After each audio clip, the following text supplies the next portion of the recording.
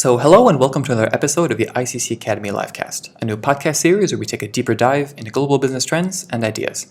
I'm your host Thomas Paris, and in this episode, we will explore the encrypted world of cryptocurrency. Our special guest today is Carylyne Chan, Chief Strategy Officer at CoinMarketCap. Thank you so much for joining us, Carylyne. How are you doing? We're doing great. Thank you for having us. So before we get started, tell us a little bit about your background and what you do at CoinMarketCap. Yeah, so currently I'm heading strategy and marketing at CoinMarketCap. So before I joined CoinMarketCap, I actually was running my own artificial intelligence company, and I sold that early last year.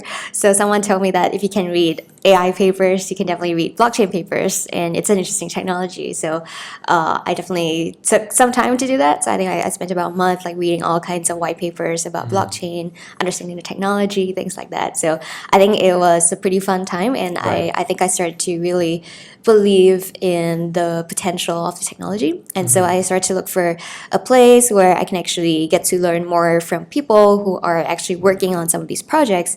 And CoinMarketCap is perfect for that because it is basically the number one place where people go to look at cryptocurrency information.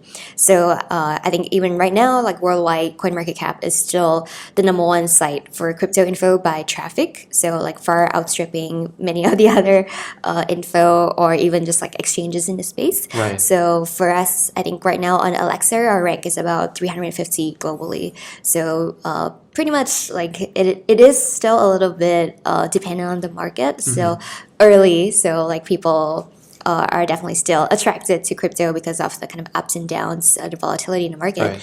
So yeah, it's been interesting to see that side of it, but also at the same time to meet a lot of the projects and exchanges that are actually really thinking very hard about what they can do to push the space forward in terms of kind of the next phase of crypto, the next phase of blockchain technology, things like that. So I think it's been a very fun time so far. Right. CoinMarketCap has been around since 2013. Yes. You reference about 2000?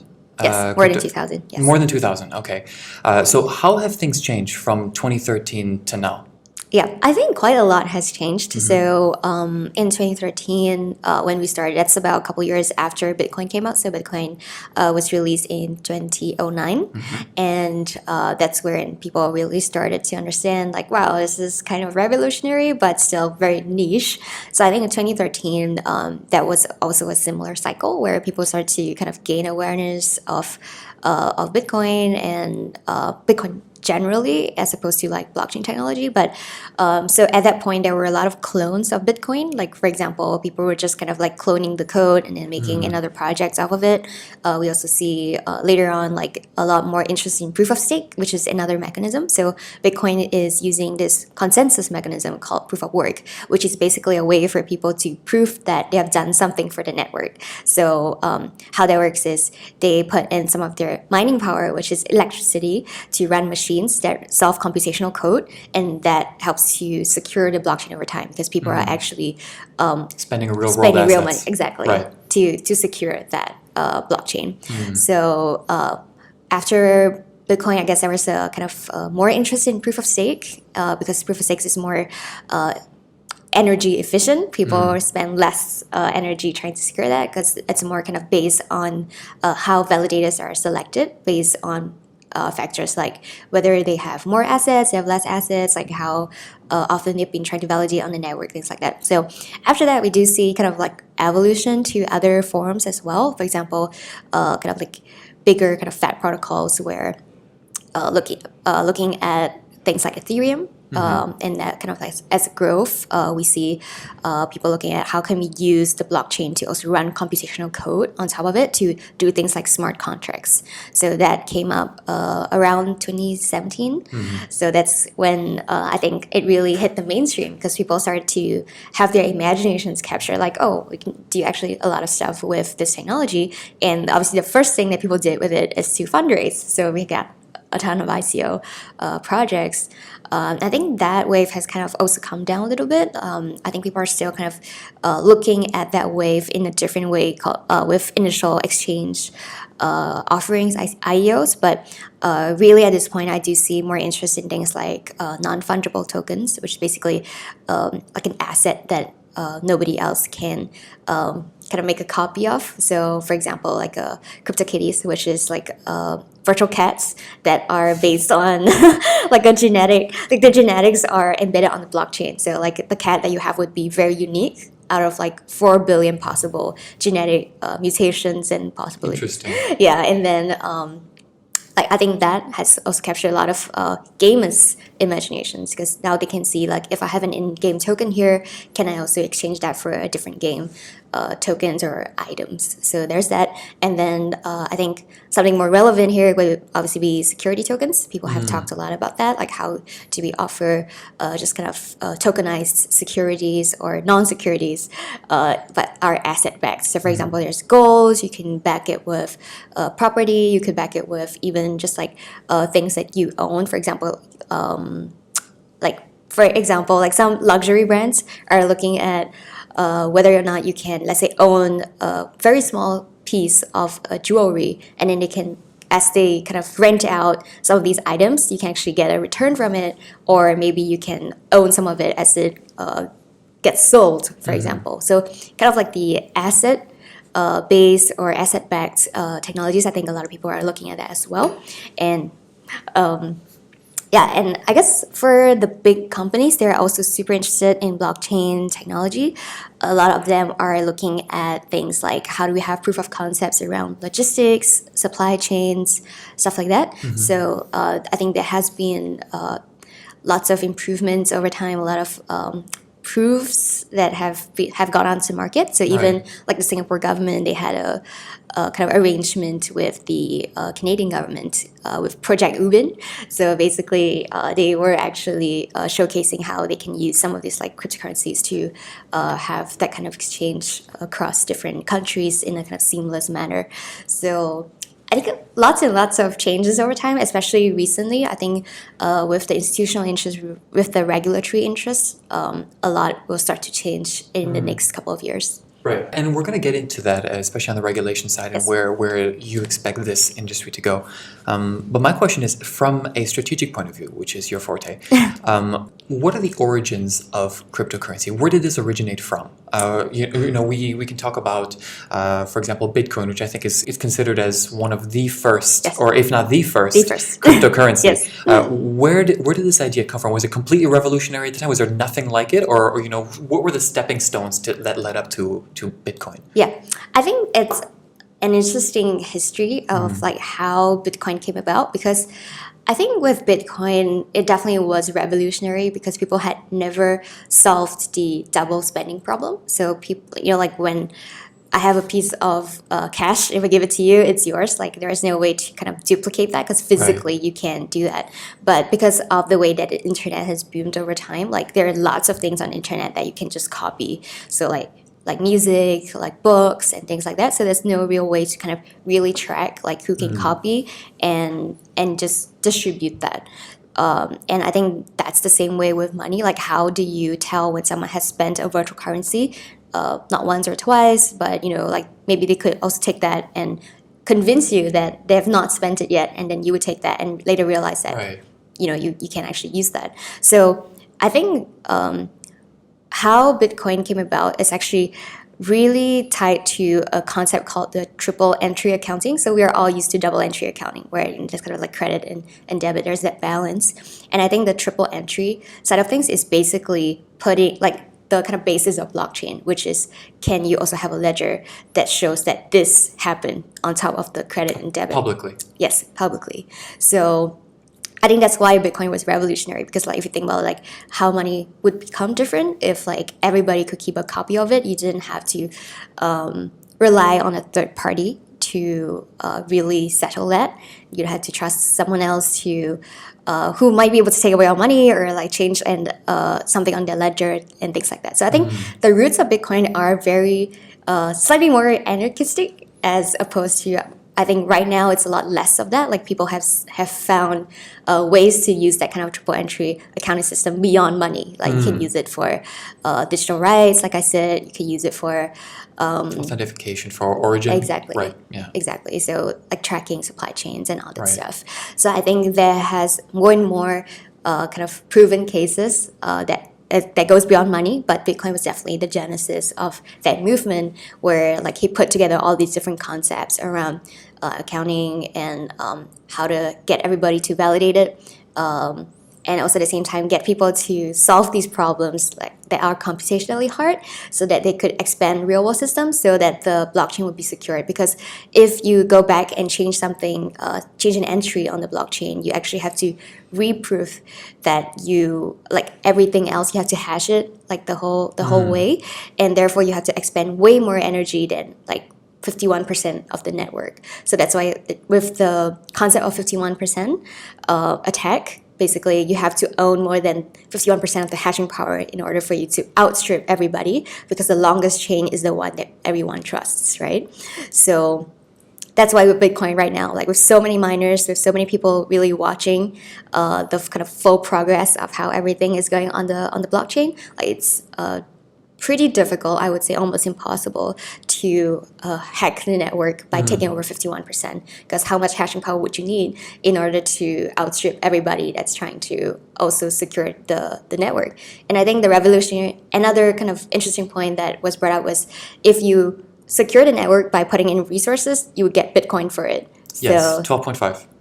Yeah, so there is a halving happening Right. every couple of years.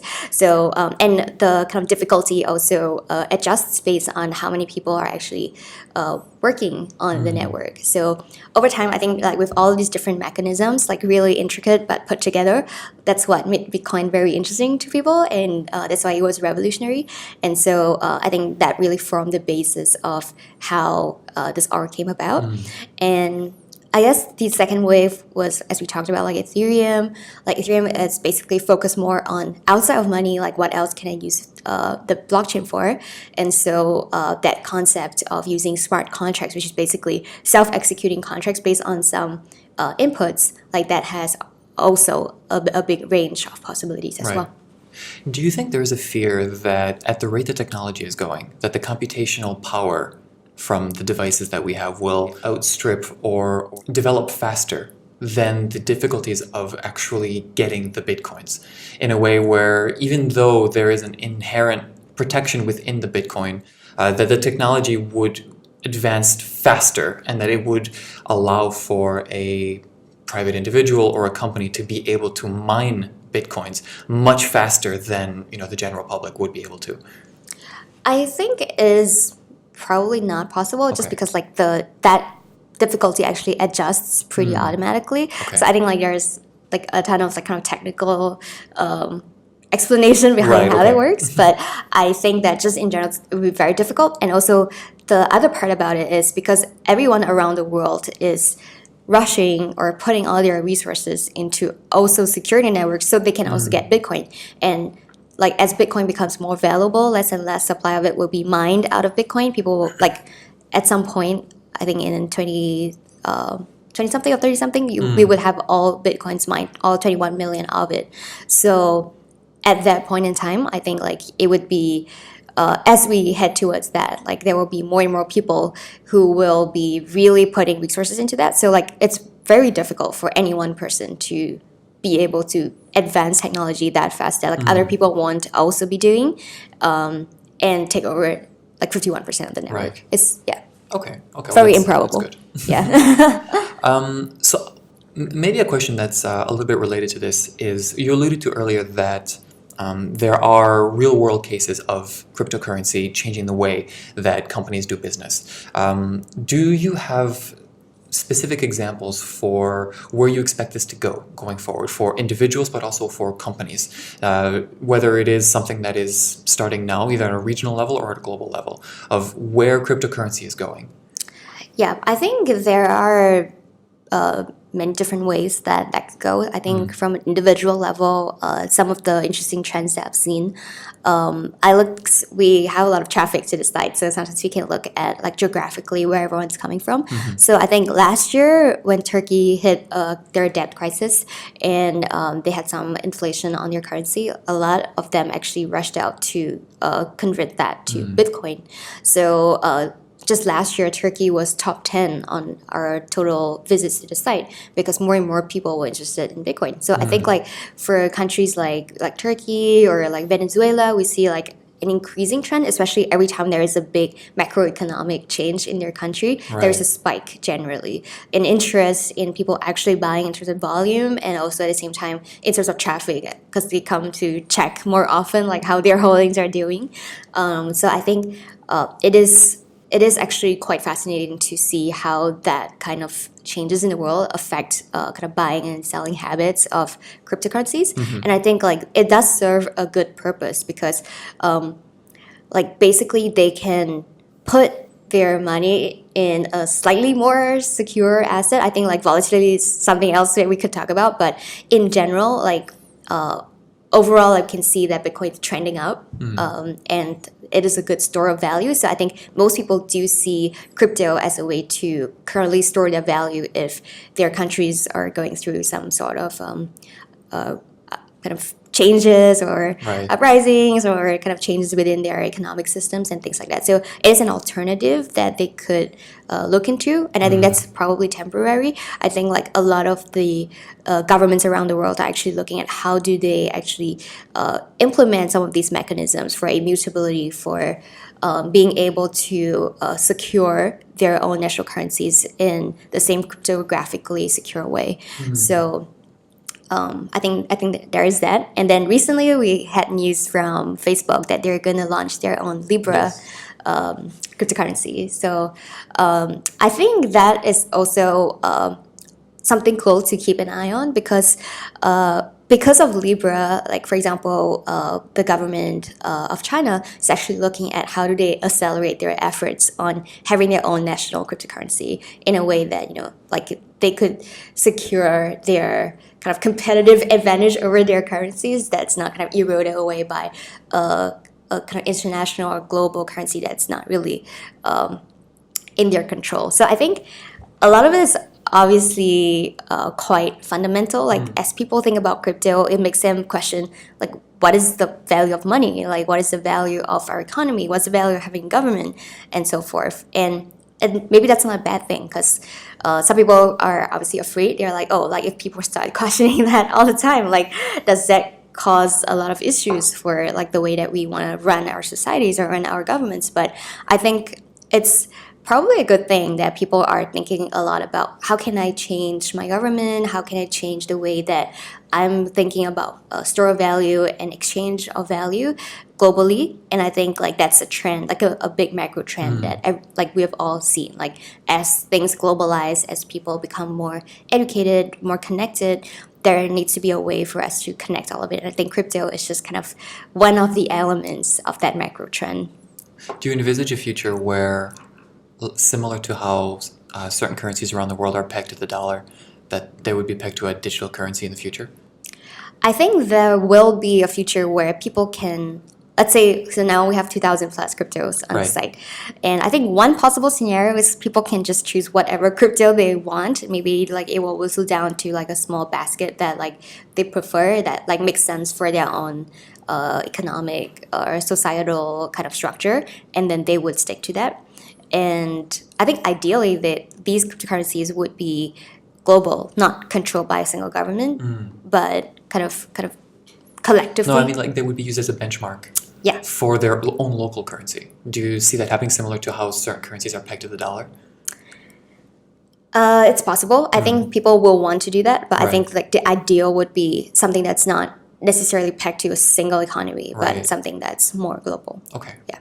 So what would it take for an individual to start their own cryptocurrency? If I wanted to create Tomcoin, for example, because you mentioned that there are 2,000. I imagine that there's way more than 2,000 out in the world. Yes. So what does it take to start like for example you mentioned Facebook, what does it take to actually put the infrastructure in place? Is the original code for Bitcoin out in the open? Can anybody copy it and sort of create it with their own code of paint, or how does that work? Yes, they can. Okay. The short answer is yes. Fair enough.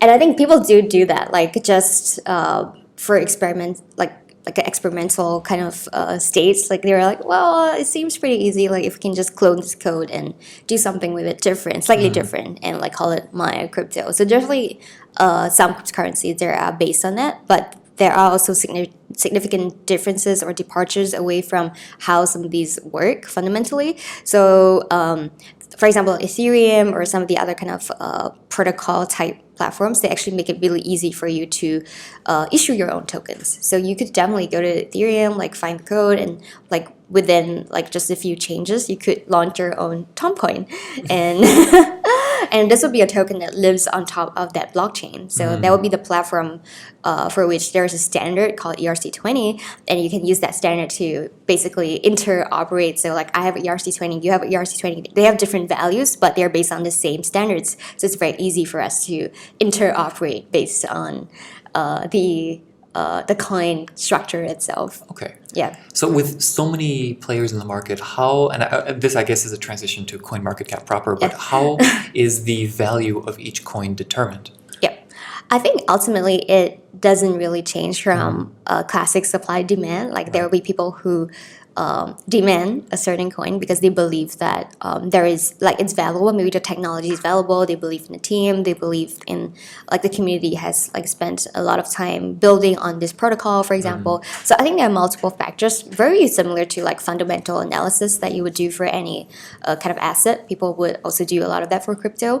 And I think if as long as people believe that there is a long-term future, that there is a roadmap towards which they can see a use for it on a certain platform, or like a use for it as a general kind of a currency or like money, like there will be people who will demand that currency. So it is set by the market. And then on CoinMarketCap, what we do is we aggregate from over 200 plus exchanges, and we take a volume weighted average price of each of these cryptocurrencies based on their trading price on the exchange.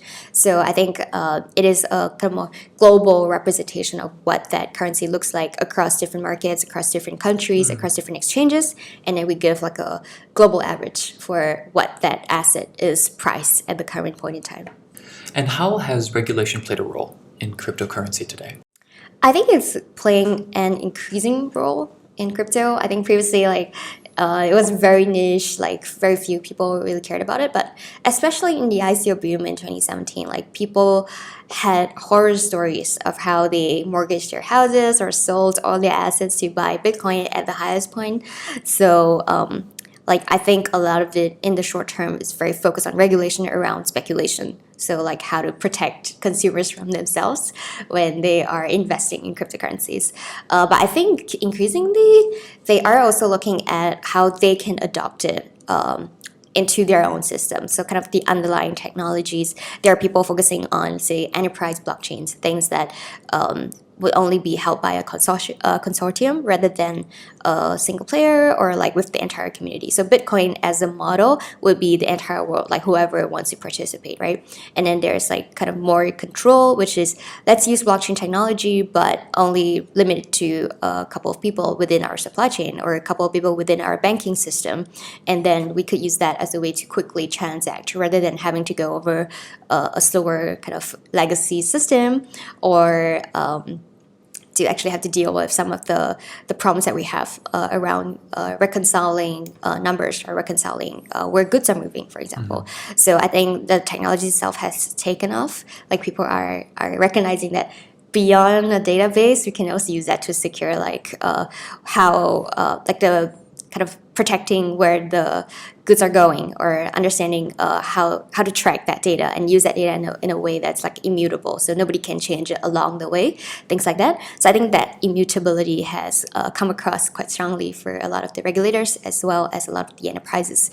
So I think government-wise, obviously with some of these cryptos are seen as challenging the sovereignty of the issuing nation for currencies, I think there is a lot more scrutiny into what that means for the financial stability of each of these countries. So when we talk to some regulators, they like some of the basic questions they want to know, for example, would be how do I know if someone is manipulating the market, or how do I know if someone's trying to change the way that people are accessing these things. So, for example, some countries don't allow people to buy cryptocurrencies by exchanging their kind of national currency for it, fiat currency for it. And so I think there are very strict safeguards around how people can get access to crypto. So I think that's a big part of it in the short term around this kind of currencies. Like, how do I protect our national currency? Like, let's not dilute that, because I think as you think about monetary policy and things like that, it's very hard to control if your money is kind of going to an exchange based offshore somewhere, and then the person in return gets crypto. So I think short term there's that, and then the long term, I think there's a lot more optimism around how can we also incorporate this into our currencies. How do we also incorporate this technology, the blockchain technology, into our own systems, into the way that we do voting, in the way that we do kind of citizen kind of handouts, for example. So some people have also looked into that. So I think there are multiple different ways that the technology can be applied, and I think that's also kind of the same considerations that a lot of the bigger enterprises have. Right. Yeah. Okay. And how does digital currency challenge our long-standing economic philosophy of supply and demand? I think that it actually amplifies supply and demand, because like with, let's say, things like trade protection or currency protection, monetary policy protection, things like that. I think a lot of that does kind of force specific kind of ceilings and floors on things. And with crypto, like let's say Bitcoin, like basically money is when people believe that there is value in something. So same with the value of anything. Like if you believe there is value for you fundamentally, or kind of imaginarily, like you need something, you would pay something for that, something in return for that. So I think crypto actually amplifies it, because then a global market of people can think about what does this mean to me, and like how much value does it have for me. So I think in terms of supply and demand, I think there's a lot more market economics that goes into it. And I think that's why, like when we look at some of the like 2,000 plus cryptos on the site, like a lot of it goes into like how do you design like token economics. Like you need to really understand like how economics works in order for you to understand like what would be the best way for me to design my system so that people can be rewarded for participating in the system, and be rewarded for staying long term. And I think that's something that maybe we don't really think about that much kind of day to day. But crypto, I think there are like a ton of people thinking a lot about like supply, demand, market economics, design of systems and things like that. So I think I'm hopeful, like even without many of this eventually making out as like a global currency, like they would still contribute to our kind of long-term thinking around how to design systems, how to make it so that we can have better incentives for people to take part in things that they care about.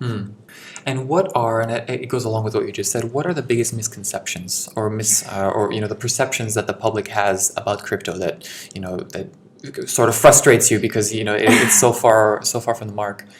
I think there are a few things that I've definitely heard. For example, like the biggest one's like, oh, crypto is a scam, and they're like, it's not money, like it's not real, right? And I think as we think about that, it's always like, is money real? Because it's not necessarily backed by anything. Like gold, for example, like why do we like gold? Because gold is a standard, and people are just like, oh yeah, but like gold is useful because we can make it into things. We can make it into jewelry, but like jewelry is actually useful or liked because of the underlying gold value. So because people believe and agree that there is value in gold, therefore they would like the offshoots of gold. And I think that's kind of same thing. Like what is money? Like, and I think something funny that I've heard always is like, you don't understand crypto because you don't understand money, because you don't understand like how money works. It's basically a set of people since like ancient times agreeing that something has value. Therefore, you would take that away and agree that this is value. So therefore, crypto is as much of a scam or as much of a value as anything that you believe in. So I think that's why when we look at some of the other cryptos, like long term, possibly we only have a handful left because it's just like what collectively can people agree on that has value, just like money, just like some of the countries that back it. Like, for example, people might say, okay, I believe that the global community of Bitcoin holders would be sustained over time or will increase over time. Therefore, a lot of people are buying Bitcoin at this point in time because they believe over time it will increase. They believe that there is a store of value that will hold over time. And then there's all the other specifics. Like for that, like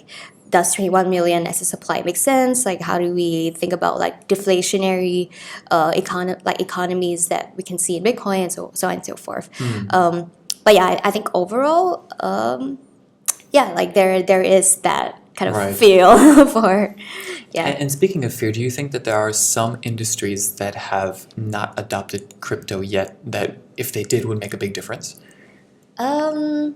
I think so, and maybe not just crypto, maybe also just the technology itself.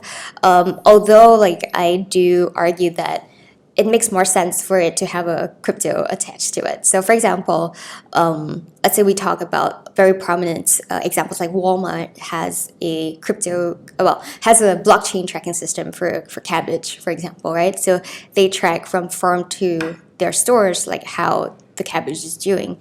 And I think a bit of that is if you can design incentives around like making sure that people along the way, like your entire supply chain has incentives to get that information right, then you would be able to accurately capture it. Because especially for physical manifestations of the use of technology, you would need still some players to be involved in making sure that they accurately input the data or they accurately scan some of the data as it goes along the supply chain, right? So I think the crypto, like we were talking about in terms of economics or how you design token economic system, I think that crypto actually plays that role for you to incentivize people to accurately report and accurately kind of put in things to the blockchain along the way, as opposed to just saying that, okay, this is a tracking system. Because if it's purely a tracking system, it's not as efficient as just a regular database or a regular kind of tracking system, because it's slower. You need consensus from all your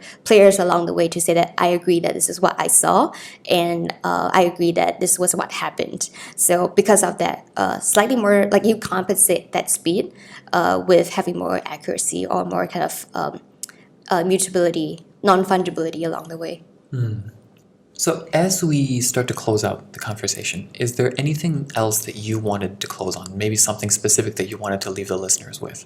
I think that, so like kind of going back to the misconceptions, I Yes. know there is a lot of apprehension that people have when we talk about crypto, because basically the media has been hyping about like people who have lost a lot of money, people who have like basically jumped headfirst into crypto and not realize what's happening. And I think that for me, the most important thing is to understand like why people are excited and also why people are not excited about something, especially something as fundamental as crypto. Because when we think about crypto, like as we move into a world, let's say we have a convergence of all kinds of technologies with virtual reality, with AI, with crypto, with nanotechnology and so forth. Like there will be a point where like crypto will be the fundamental layer for people to transact. It's possible, definitely one of the big possible futures that we can see.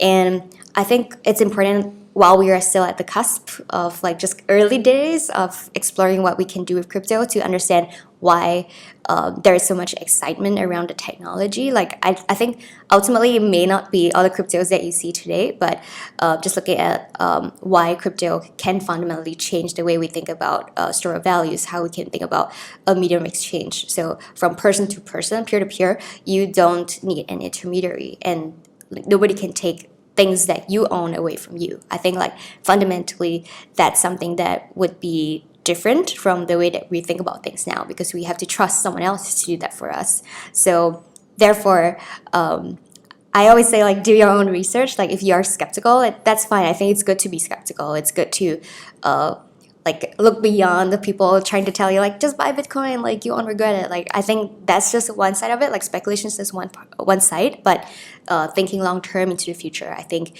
we should all spend a little bit more time thinking about what this means for us, for our countries, for our individual financial situations, for how we think about how technologies will overlap in the future and what that technology plays a role as in the future.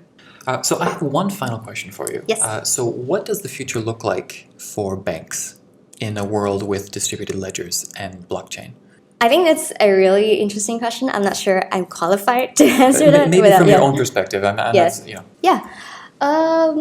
I think that banks right now, as far as I can tell, like they would have to move towards kind of, we do see banks that are trialing some of these solutions, right? So for example, with some of the consortia, they're actually looking at how do we make things more efficient. So instead of using SWIFT, is there a way for us to have our own network where we can transact and we don't need a validator in the middle? Like we just need everyone to agree that this is the transaction that they saw in the network. So I think like right now we're still at that phase where they're still testing it out. But I think ultimately if that all turns out to be true and all banks around the world have that kind of interconnectivity, I think that it will first be good for the consumers, possibly because they would have more choice. They would be able to choose the bank that gives them the best service and fits their situation the most. And hopefully there won't be any more unbanked, because then we can use a lot of their factors to put into, how much credit can I give you, how much access to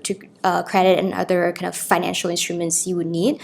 And hopefully that would benefit consumers the most. And I think banks will have to probably adapt over time to make sure that they better understand what their customers need, and then just use the blockchain technology as a way to underpin all of that. Yeah, but I'm hopeful that I know there'll be a lot of change. I think with any technology, there'll be a ton of changes in the middle. Predict. Yeah, it's super difficult, especially like with the changes required. Like there is a fundamental shift in how we should think about banking, how we should think about money. So I think that in itself is a huge topic on its own. But also at the same time for banks, like to move to a different, maybe possibly like a model of thinking where it's about the customer, because the technology is very commoditized. Well, thank you for this. Yeah. Great. Well, thank you for your time, Carylyne. Yes. This has been a lot of fun. I definitely learned a lot. So as a reminder, we are hosting live broadcasts every month, so sign up to our website for free and subscribe to our YouTube channel. And ladies and gentlemen, this has been another episode of the ICC Livecast. See you next time.